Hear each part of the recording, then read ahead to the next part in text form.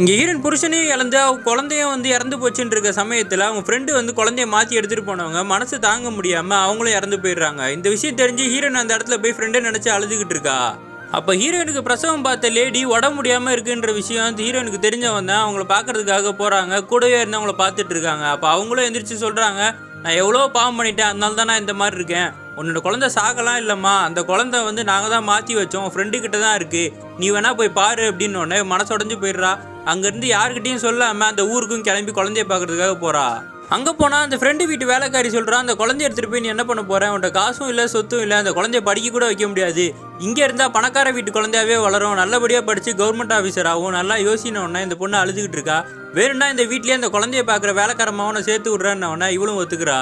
ஹீரோயினும் அங்கேயே இருந்து குழந்தைய நல்லபடியா வளர்த்துக்கிட்டு இருக்கா. அவங்க ஃப்ரெண்டோட புருஷன் ஊர்ல இருந்து திரும்பி வந்துடுறாரு. இந்த பொண்ணை பார்த்தோன்னே, நீ இங்க என்ன பண்ற, நீ ஓடி போயிட்டேன்னு தானே சொன்னாங்கன்னு கேட்டா, நான் ஓடிலாம் போல, என்னை வற்புறுத்தி கல்யாணம் பண்ணி வச்சிட்டாங்க, என் புருஷன் கூட இறந்துட்டாரு அப்படின்னு உடனே இவனுக்கும் கஷ்டமாயுது, அவங்கள ஏமாத்திட்டாங்களேன்னு சொல்லி. அப்ப அந்த பணக்காரோட ஃப்ரெண்ட்ஸ் எல்லாம் ஐடியா கொடுக்குறாங்க, முதல்ல நீ இந்த பொண்ணை தாடா விரும்பின, இப்போ உனக்கும் வாழ்க்கை இல்லை, அந்த பொண்ணு வாழ்க்கை இல்லாம இருக்கா, அந்த குழந்தைய பாத்துக்கிறதுக்கும் ஆள் இல்லை, நீங்க 2 பேரும் என் கல்யாணம் பண்ணிக்க கூடாதுன்னு ஐடியா இவனுக்கு கொடுத்த உடனே இவனும் அந்த பொண்ணுகிட்ட போய் பார்த்து பேசுறான். நம்ம 3 பேரும் சேர்ந்து சந்தோஷமா இருப்போம், நீ என்னை கல்யாணம் பண்ணி ஒத்துக்கிறியா அப்படின்னு கேட்குறான்.